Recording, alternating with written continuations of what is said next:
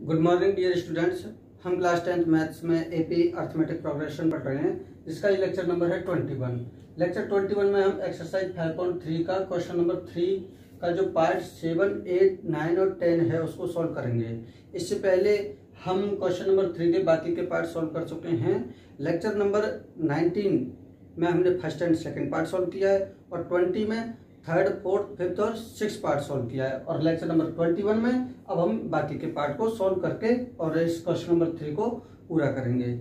अब देखिए, और उनका जो लिंक है वो मैंने आपको डिस्क्रिप्शन बॉक्स में दे दिया है प्लेलिस्ट का, आप वहां पे जाके पूरी प्लेलिस्ट देख सकते हैं।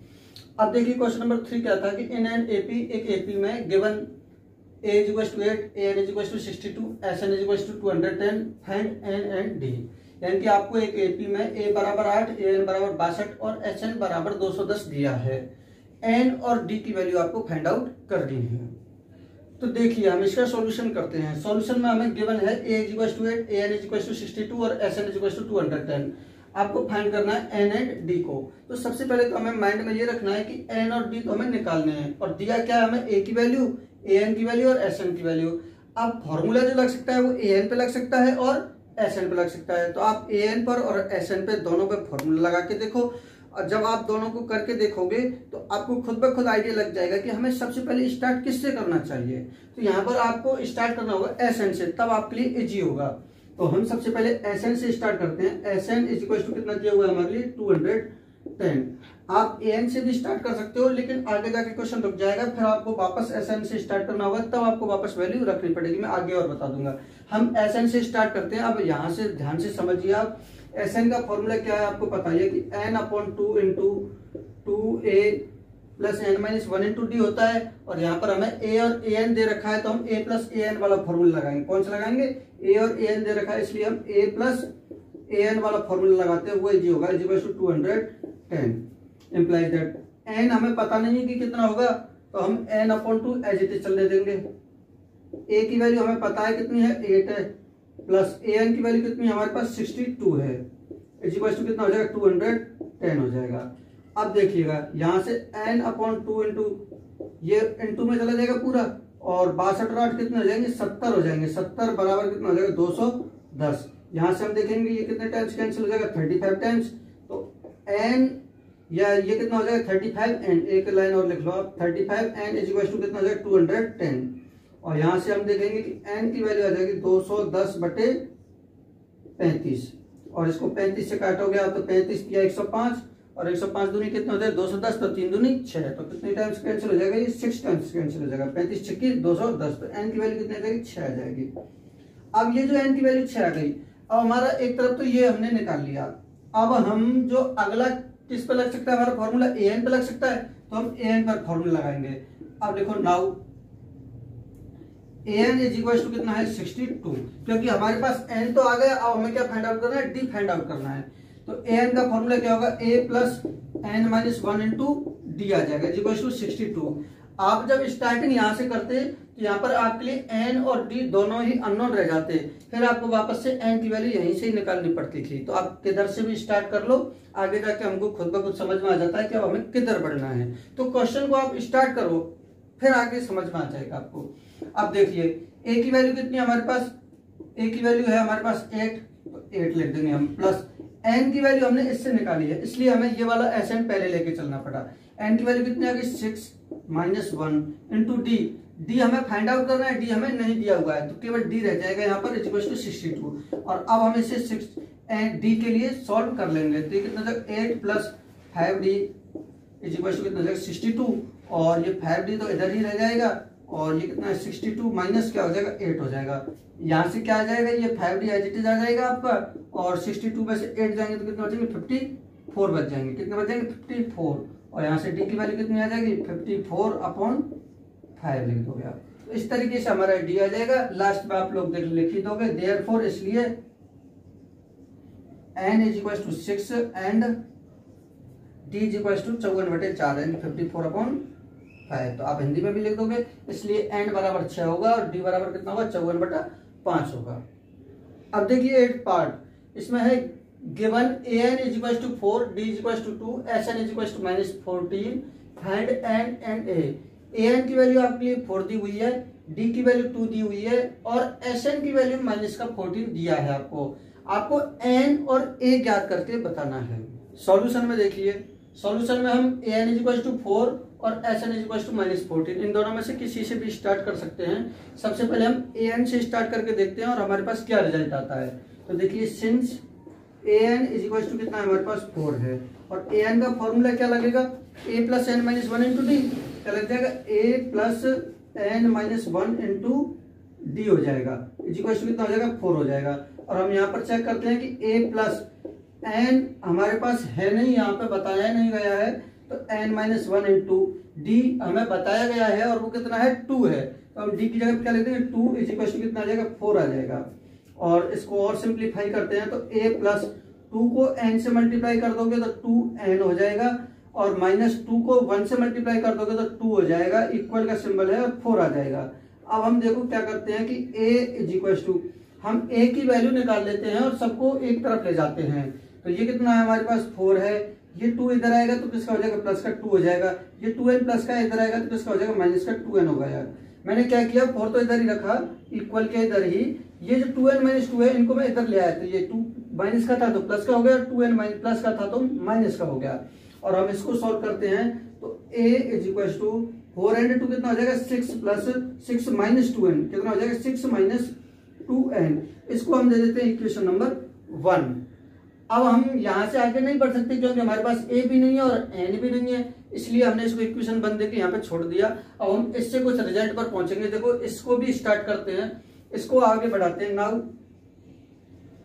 एसएन क्या है, अगर हमारे पास किसी एक वेरिएबल की वैल्यू आ जाती तब तो बेस्ट था, अब नहीं आई, 2 वेरिएबल रह गए, तो हम इससे आगे बढ़ाते हैं क्वेश्चन को। S n is equal to minus का 14 से, s n is equal to minus का क्या है 14 और एसएन का फॉर्मूला क्या है n/2 into a plus a n is equal to कितना हो गया माइनस का 14। हम यहाँ पर वैल्यू पुट अप करते हैं, n हमारे पास है नहीं है अभी, तो n को एज इट इज रहने देते हैं, n/2 into a plus a n, a की वैल्यू हमारे पास ये आ गई है 6 माइनस 2n। जब हम 6 माइनस 2n को यहाँ पर रख देंगे तो देखो कितनी आएगी 6 माइनस 2n और प्लस में क्या है an की वैल्यू कितनी हमारे पास, an की वैल्यू कितनी हमारे पास 4 है, हम क्या रख देंगे 4 रख देंगे, इक्वल का सिंबल माइनस का 14। अब क्या होगा कि ये जो पूरी इक्वेशन है ना वो n में रह गई है और हम यहाँ से n की वैल्यू निकाल लेंगे। आप लोग साइड में लिख देना, ये यहाँ पर साइड में लिख देना कि पुट,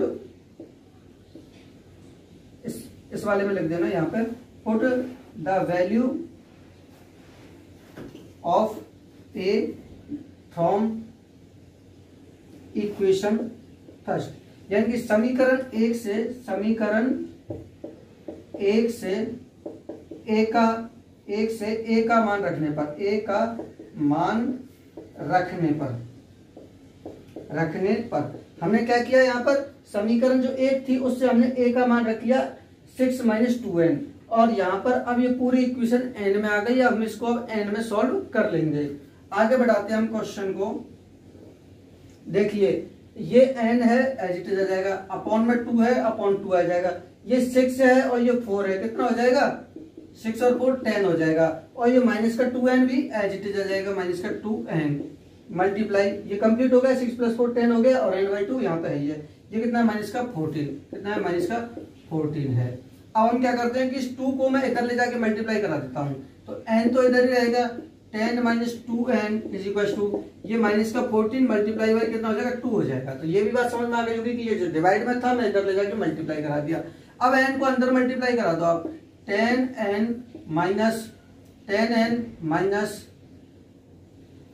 n को 2n से मल्टीप्लाई कराओ कितना हो जाएगा 2n square is equal to minus का कितना हो जाएगा 28, माइनस का 28 होगा, इधर हम इसको भी उधर ले जाएंगे तो ये प्लस का 28 हो जाएगा, 14 टू 28, ये माइनस का था इधर हम उधर ले गए तो ये भी प्लस का हो गया और इधर क्या बच गया 0 बच गया। मैंने एक साथ 2 स्टेप सॉल्व कर लिए, इनको मल्टीप्लाई करा दिया और इनको इधर भी ले आया, इम्प्लाइज दैट, सब में इम्प्लाइज दैट लगा दिया करो आप।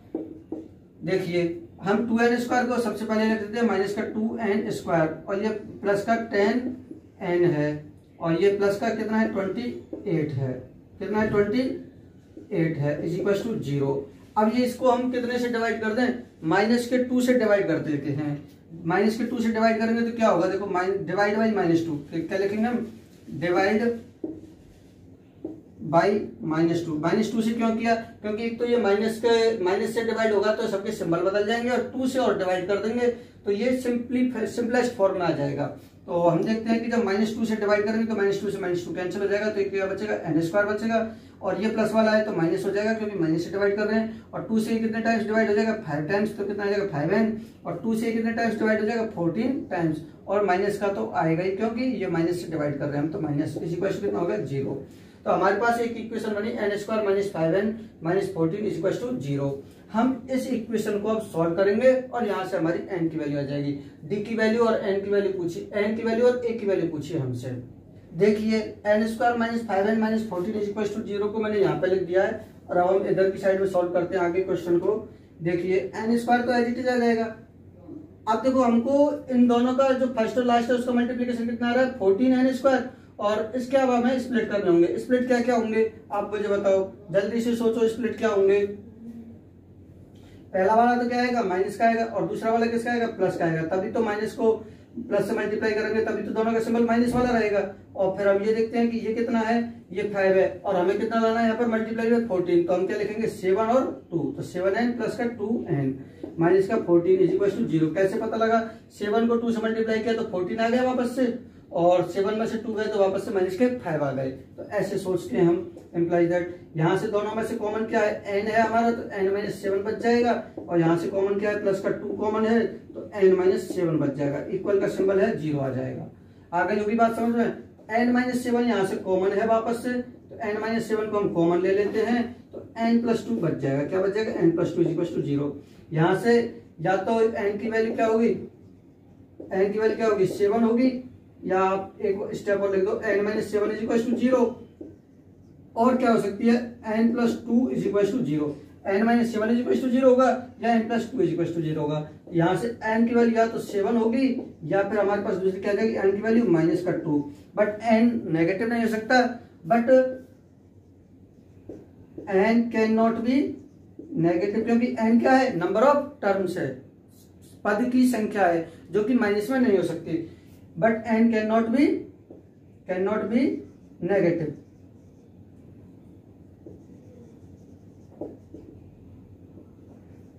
n can not be negative Hindi में भी लिख देंगे, लेकिन n ऋणात्मक नहीं हो सकता है, इसलिए n की वैल्यू क्या होगी, देयरफॉर n = क्या हो जाएगा 7। तो n की फाइनल वैल्यू हमारे पास कितनी निकल के आई, 7 निकल के आई है। और हमारे पास जो इक्वेशन बनती क्या थी, a = 6 - 2n, इसमें हम n की वैल्यू रख देंगे तो हमारी a की भी वैल्यू आ जाएगी। अब हम क्या लिखेंगे, पुट n = 7 इन इक्वेशन में कौन सी में रखेंगे, जो हमने फर्स्ट मानी हुई थी, इक्वेशन फर्स्ट, यानी कि समीकरण एक में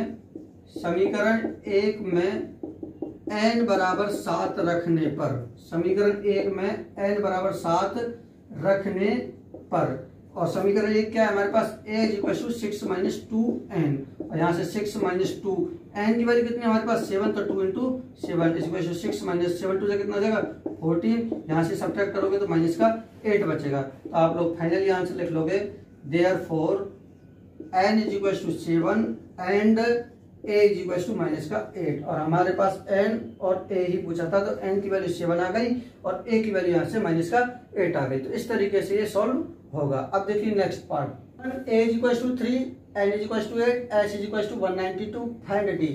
a = 3, n = 8 और s = 192 दिया है, और आपको इस डेटा के आधार पर d की वैल्यू निकाल के बतानी है। अब आपको इतना तो समझ में आ ही गया कि हमें क्वेश्चन को कैसे स्टार्ट करना है। क्वेश्चन हमारा a से स्टार्ट नहीं होगा, n से स्टार्ट नहीं होगा, कहां से स्टार्ट होगा, s से स्टार्ट होगा। हम s से स्टार्ट करते हैं, s = 192। अब देखो मुझे एक बात बताओ, s का मतलब Sn ही होता है, और Sn का जो हमें फॉर्मूला लगाना होगा वो कौन सा फॉर्मूला सूटेबल रहेगा। Sn के फॉर्मूले में हमारे पास 3 फॉर्मूले पड़े हैं, एक तो a + an होता है, तो a तो है हमारे पास बट an नहीं दिया हुआ है, इसलिए हम ये वाला फॉर्मूला सूटेबल नहीं है।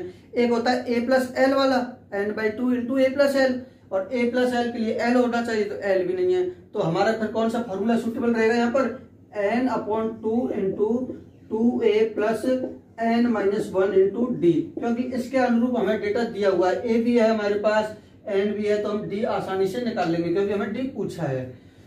इसी क्वेश्चन टू कितना है 192। इस फॉर्मूले में हमें सारी वैल्यूज पुटअप कर देनी है। एन की वैल्यू तो 8 रख देनी है, बहुत ही आसान क्वेश्चन है ये। और 2 इंटू ए की वैल्यू हमारे पास 3 है, प्लस एन की वैल्यू हमारे पास 8 है, -1 इंटू डी हमें फाइंड आउट करना है, तो डी एज इट इज चलता रहेगा। इसी क्वेश्चन कितना हो जाएगा 192।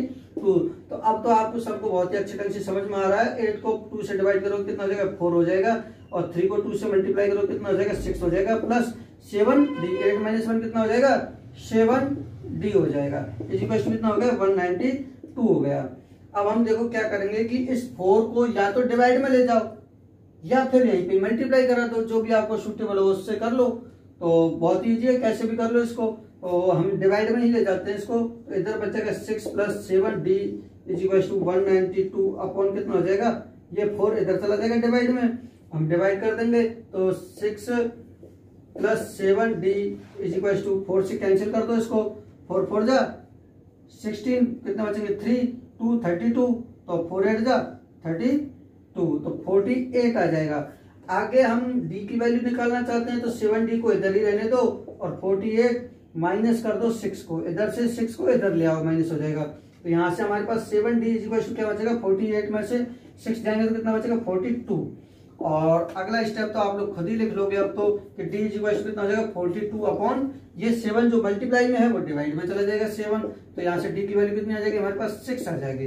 तो ये हमारा आंसर होगा फाइनली, कि d हमें पूछा था तो d कितना आ गया हमारा 6 आ गया। बस आपको कंफ्यूज नहीं होना है, यहाँ पर ये पूरे ब्रैकेट के मल्टीप्लाई में था 4, इसलिए हम इसको डिवाइड में ले गए। अगर पूरे ब्रैकेट के मल्टीप्लाई में ना होता तो हम फिर नहीं ले जा सकते। तो पूरे ब्रैकेट के मल्टीप्लाई में अगर हो, इक्वल के एक तरफ पूरा ब्रैकेट हो फिर पूरा ब्रैकेट हो, उसके मल्टीप्लाई में अगर हो तो हम संख्याओं को ले जा सकते हैं, अदरवाइज तो नहीं ले जा सकते हैं। अगर सिचुएशन ऐसे होती कि 4 × 6 + 7d और +3 होता = 192, अगर ऐसी सिचुएशन में हम नहीं ले जा सकते, क्योंकि हमारे पास +3 अलग से दिया हुआ है। जब ये +3 अलग से दिया हुआ है तो हम नहीं ले जा सकते। अगर ये +3 ना हो तो हम ले जा सकते हैं, क्योंकि 2 फैक्टर बन रहे हैं। मतलब अगर फैक्टर फॉर्म में चल रहे हैं तो हम एक फैक्टर को ले जा सकते हैं डिवाइड में। अब यहाँ पे तो फैक्टर बन रहा है, लेकिन इसका फैक्टर नहीं बन रहा है, इसलिए हम नहीं ले जा सकते हैं। तो ये तो मैंने आपको समझाने के लिए बताया था कि हमें ऐसा करना है। ये समझा दिया कि 4 इस तरीके से डिवाइड में चला जाता है।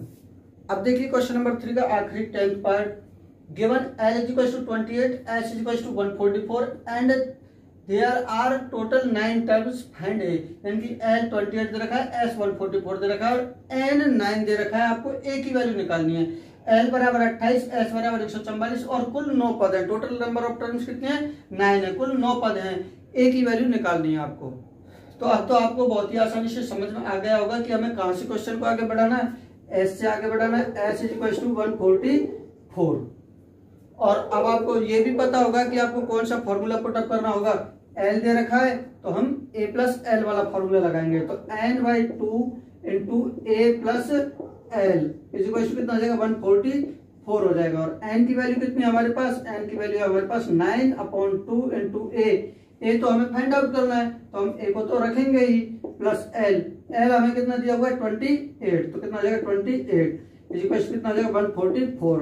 अब मैंने क्या बताया अभी आपको कि ये जो पूरा ब्रैकेट के मल्टीप्लाई में है तो हम इसको इधर ले आएंगे, तो a + का 28 तो हम इधर ही रखेंगे, और 144 है ना, तो ये जो डिवाइड में है वो तो इधर आके मल्टीप्लाई में आ जाएगा, और जो ऊपर जो मल्टीप्लाई में है यानी कि जो ऊपर है अंश में है, अंश का मतलब न्यूमेरेटर में है, उसको हम डिनोमिनेटर में ले जाएंगे इधर, तो ये 9 इधर जाएगा, यानी कि 9 तो नीचे आ गया और 2 ऊपर चला गया जब इक्वल को क्रॉस करेगा तब। और 9 से कितने टाइम्स कैंसिल हो जाएगा 16 टाइम्स, क्योंकि 16 नंबर 144 होते हैं। 16 9 जा 144 और 16 को 2 से मल्टीप्लाई करो कितना आ जाएगा 32, तो a + 28 कितना हो जाएगा 32।